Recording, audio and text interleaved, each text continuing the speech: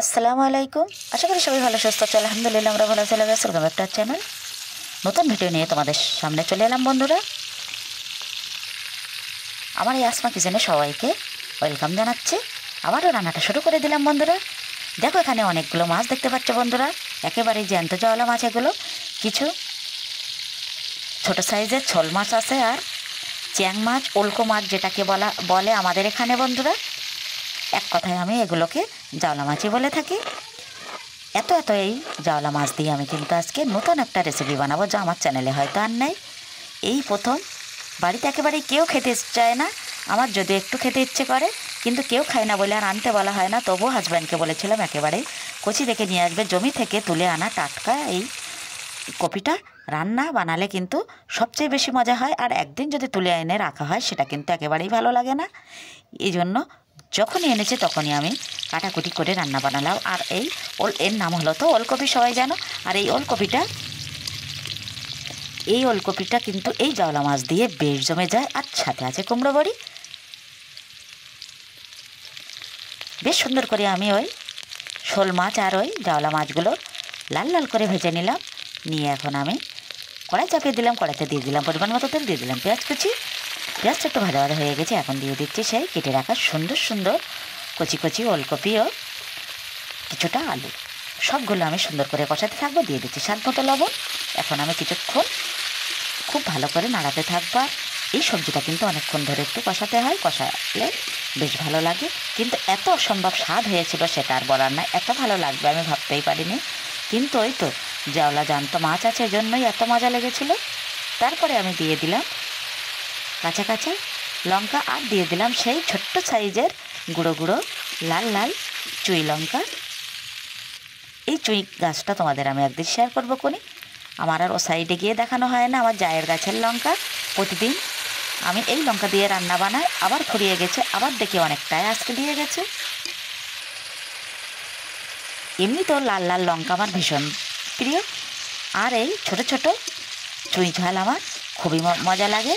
আমি বাটনা করে দিই বা কাঁচা লঙ্কা দিই। আর ওই চুনি ঝালগুলো আমি গোটা দিই সবজিতে। আর ওইগুলো খেতে আমার ভীষণ ভালো লাগে।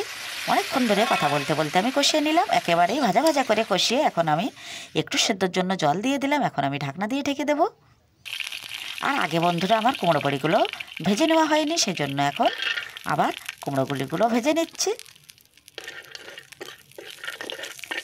এইটুকু কিন্তু অল্প পরিমাণে ওলকপির মধ্যে আমি এতটাই মাছ দিয়েছি আর কুমড়ো বড়িগুলো দিয়েছি, এই জন্য এত স্বাদ হয়েছিল।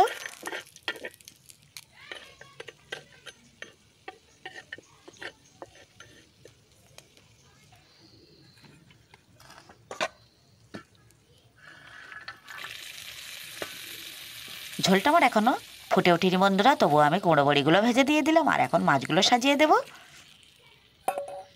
এভাবে ঝোলঝোল অবস্থায় কিন্তু রান্নাটা নামিয়ে নেব। এরপরে আরও একটা রান্না আছে বন্ধুরা, একেবারে স্কিপ করবে না। শুরুতে একটা লাইক দিবে, ফুল ভিডিওটা দেখে নেবে।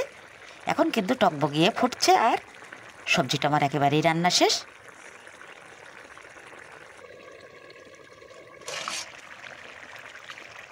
পরে আমি একটু ঢাকনা দিয়ে দিয়েছিলাম। এখন তোমাদের ফাইনাল লুকটা দেখিয়ে নিলাম। উপর থেকে আমি জিরে মরিচের গুঁড়া একটু দিয়ে দিলাম। সুন্দর সুন্দর ওলকপি দিয়ে আমার জাওলা আর শোল মাছ একেবারেই রেডি।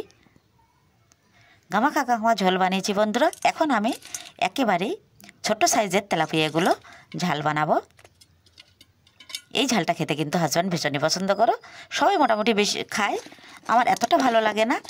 এখন আমি প্রথমে নিয়ে নিলাম কাঁচা চেরা লঙ্কা, আর এখন নিয়ে নিচ্ছি পেঁয়াজ কুচি আর একটু লবণ। আগে আমার মনে ছিল না যে পেঁয়াজগুলো লবণ দিয়ে সুন্দর করে মাখিয়ে নেব। এখন আমি সবগুলো একটু সুন্দর করে মাখিয়ে নেব। বেশ সুন্দর করে আমার কিন্তু মাখানো হয়নি, কারণ এক হাতে আমি মোবাইল ধরে রেখেছি আর এক হাত দিয়ে কিন্তু এইগুলো করা খুবই কঠিন হয়ে যায় বন্ধুরা। যেভাবেই করছি একটু মানিয়ে দেখে নিও। কাঁচা পেঁয়াজ, কাঁচা লঙ্কা, হলুদ আর পরিমাণ মতো সরিষার তেল দিয়ে এই ঝালটা বানালে খেতে কিন্তু সেই স্বাদ হয়। আর এগুলো একেবারে অরিজিনাল তেলাপিয়া, যেহেতু একেবারে ছোট সাইজ বন্ধুরা দেখতেই পাচ্ছ। সব কিছু মেখে নিয়ে কিন্তু আমি শেষে তেলটা দিয়েছি, আবার একটু হাতে মাখিয়ে নেব। হাত দিয়ে সুন্দর করে মেখে একেবারেই চচ্চড়ি বানালে কিন্তু খুবই মজা লাগে।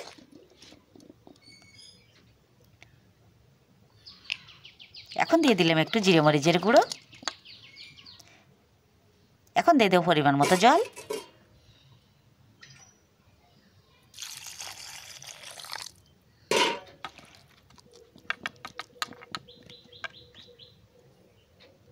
এখন আমি উনানে বসিয়ে দেব।